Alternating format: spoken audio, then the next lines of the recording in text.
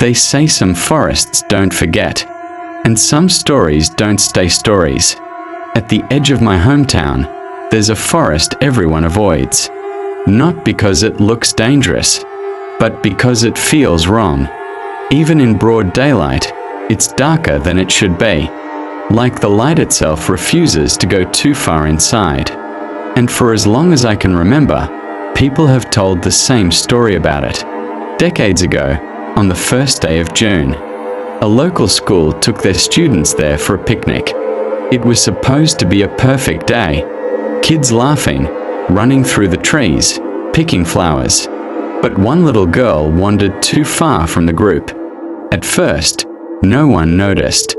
Then panic set in. Teachers started shouting her name. Parents were called. The entire town searched the forest for hours, then days. But they never found her. No footprints. No torn clothes. No clues. Nothing. And over time, the story changed. People began to say that if you enter those woods on the 1st of June, you might see her. Not crying, not screaming, just quietly picking flowers, like she never left. Most people laugh it off. I didn't. When I was 13, I decided to prove it wasn't real. So on the 1st of June, I went into the forest alone. No friends, no phone, just me and my curiosity. At first, everything felt normal. Just trees, wind, and silence. But then I noticed something. There were no birds, no insects, no sound at all.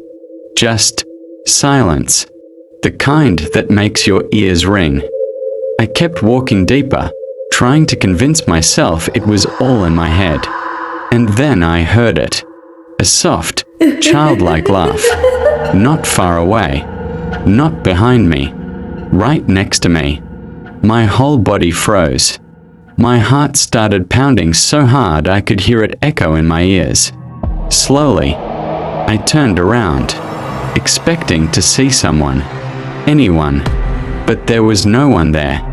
Just a small patch of ground behind me, and on it, a pile of freshly picked flowers, their stems still wet, as if someone had just pulled them from the earth. Seconds ago. I didn't wait. I didn't think. I ran. I didn't stop until I was out of the forest, gasping for air, too afraid to even look back. And the strangest part? I never heard footsteps. I never saw anyone. But I know. I wasn't alone. Since that day, I've never gone back. Because some stories aren't meant to be tested. And some things are better left undisturbed. You know what's scarier than ghosts? It's when everyone knows something is wrong, but no one can explain why. When I was in middle school, there was one place every single girl avoided. No matter what. The second-floor bathroom. Not because it was dirty, not because it smelled, but because something there didn't feel right. At first, it was small things. Bathroom stall doors, slamming shut on their own. No wind, no footsteps, just bang. Lights flickering. Not once, but constantly. Like something was trying to get your attention. And then, the mirrors. The mirrors were the worst. Girls started noticing that sometimes they'd fog up on their own. No hot water. No steam, just slowly clouding over. And then words would appear, not scratches, not marks, but clear, readable messages, like someone was writing from the other side. Help. That was the one everyone talked about. Some girls swore they saw more. Names, warnings, even full sentences. That vanished the second you looked directly at them. Of course, teachers brushed it off. Old pipes. Electrical issues. Overactive imagination. But that didn't explain why it only happened there, or why the second you walked in, it felt like you were being watched. Eventually, it became an unspoken rule. No one used that bathroom alone. Most girls just avoided it completely, even if it meant holding it all day. Because deep down, we all felt it. That heavy, suffocating silence. Like you weren't supposed to be there. Like maybe something else already was. And the creepiest part? No one ever found a reason. No story. No record. No girl who died there. Nothing. Which somehow made it worse. Because if nothing happened, then what was trying so hard to be heard? I never believed it at first, until one day. I went in alone. I told myself it was stupid, just rumors. But the second I stepped inside, the lights started flickering. The air felt heavy, and the mirror, slowly, began to fog. Right in front of me. No water, no heat, nothing, just forming. My heart started pounding. And then, letters began to appear. Slowly. One by one. I couldn't move. I couldn't breathe. Because this time, it didn't say help. It spelled out a name. Mine.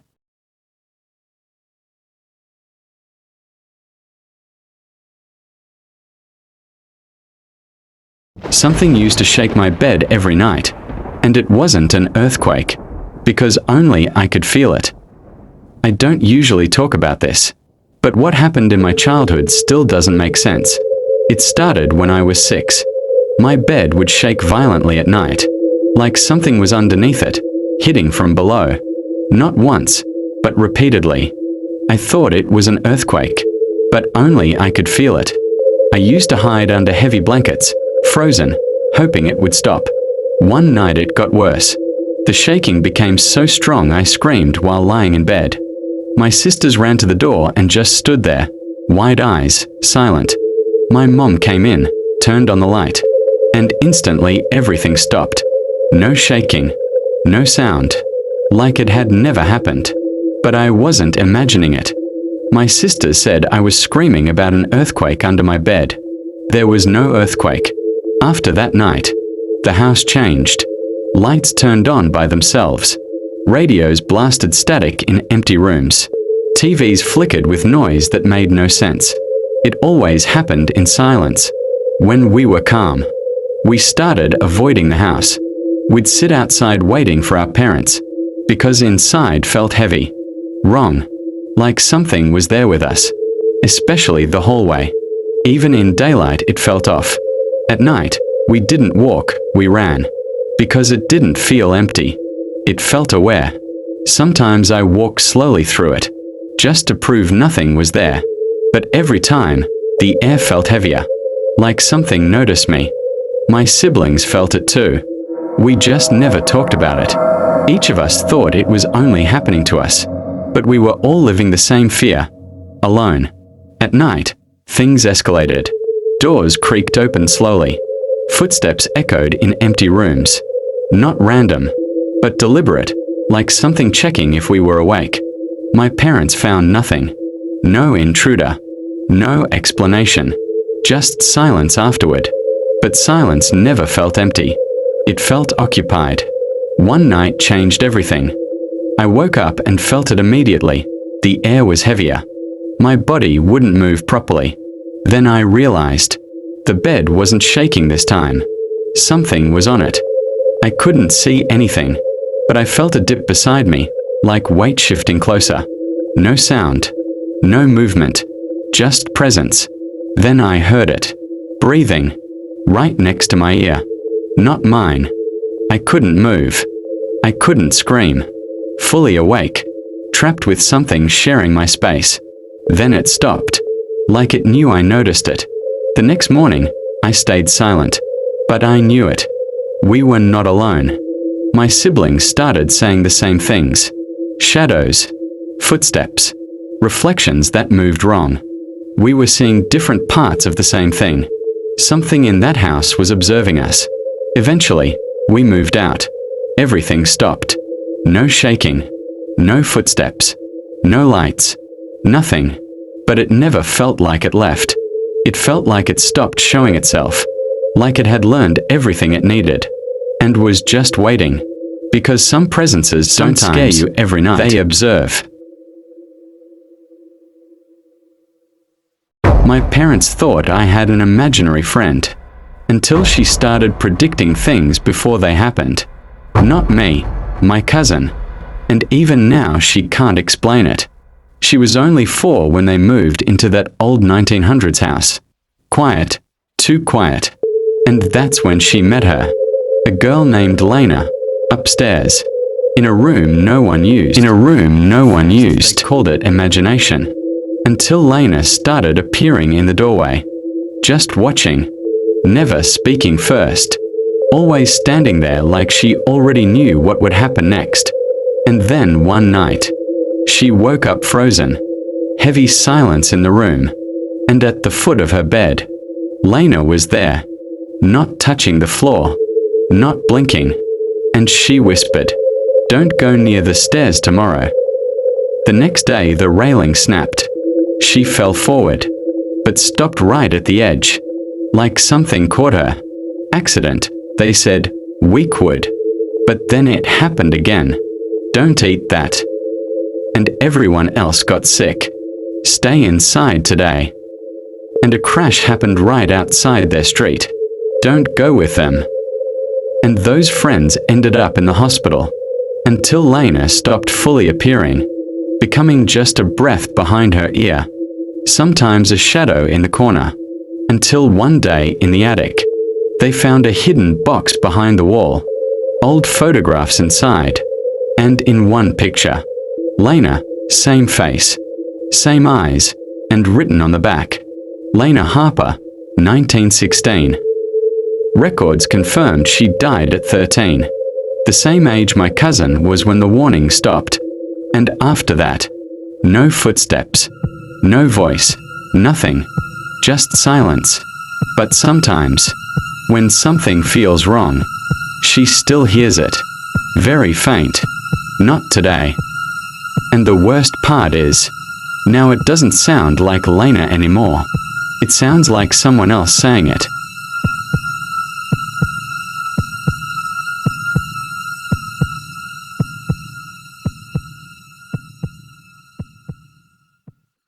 She thought she was living alone, until the fridge proved her wrong. Not me, but my cousin. And this is one of the most unexplained paranormal stories I've ever heard. We were extremely close to our grandmother, and when she passed away, everything changed. My cousin lived alone, and at first, nothing felt strange. No noises, no shadows, nothing unusual. But then, small things started to change. One day, she came home from grocery shopping and placed exactly 5 apples in her fridge. She clearly remembered counting them. The next morning, she opened the fridge, and there were 6. She froze, counted again, 6. She laughed it off, thinking maybe she miscounted. But a few nights later, she was sitting alone looking at old photos of our grandmother, and she whispered, "I miss you. I really do." Then she went to sleep. The next morning, she walked into the kitchen, opened the fridge, and now there were 4 apples. That's when it didn't feel normal anymore. No one had been there. No one had come in. Yet something was changing things. That night, she decided to test it. She placed a plate inside the fridge with 3 slices of bread, and wrote 3 on it with a marker. She closed the fridge, and went to bed. The next morning, she stood there for a moment, then slowly opened the door. There were 4 slices, and the number had changed from 3 to 4. This time, she didn't laugh. Later that day, she remembered something her grandmother used to say, "Never leave food unfinished. Always keep it full." And now, the fridge was never empty. Over the next few days, things got worse. Sometimes the fridge door would open on its own, and more than once, she felt like someone was standing right behind her, watching her. A week later, she decided to leave the house, but before she left, she walked into the kitchen one last time, took a deep breath, and opened the fridge. It was completely empty, except for one thing, a small folded note. She picked it up, her hand shaking. It wasn't her handwriting. It said, "I'm still taking care of you." Because whatever was there knew exactly what she needed, and never really left.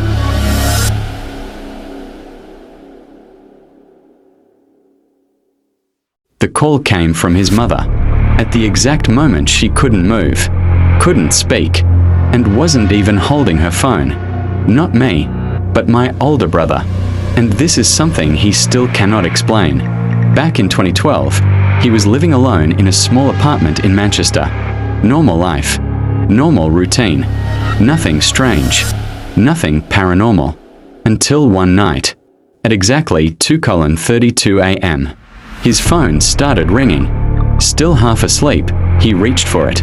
The screen showed, "Mom calling." He answered, but there was no voice, no hello, no sound at all, just breathing, slow, uneven, weak breathing. He sat up, confused. "Mom." No response.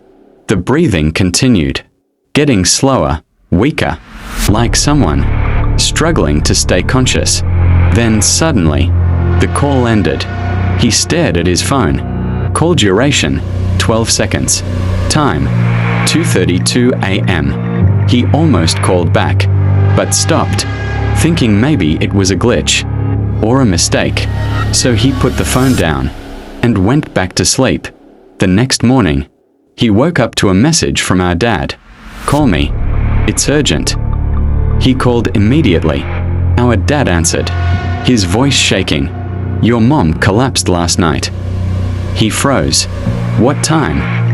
Our dad said, "Around 2:30, maybe 2:32. He slowly looked at his phone, opened the call log. There it was. Mom calling, 2:32 a.m. The exact same time. His hands started shaking. I spoke to her. But our dad said something that didn't make sense. She couldn't have called you. Her phone was on the table. They found it there. When they called the ambulance, no outgoing calls, no activity, nothing. Later that day, he went to the hospital. When our mom finally woke up, she said something that made it even harder to explain. Right before she collapsed, she remembered trying to reach him, not dialing, not touching her phone, just thinking, "I need to call him." And somehow, the call went through. To this day, there's no explanation, no record, no proof, except one thing. That call log, that still exists, on his phone. And the part he can't forget was the breathing, because it didn't sound random. It didn't sound like noise. It sounded like someone trying to stay alive. So tell me, was it just a glitch, or something we still don't understand? Because sometimes a call for help doesn't need a phone.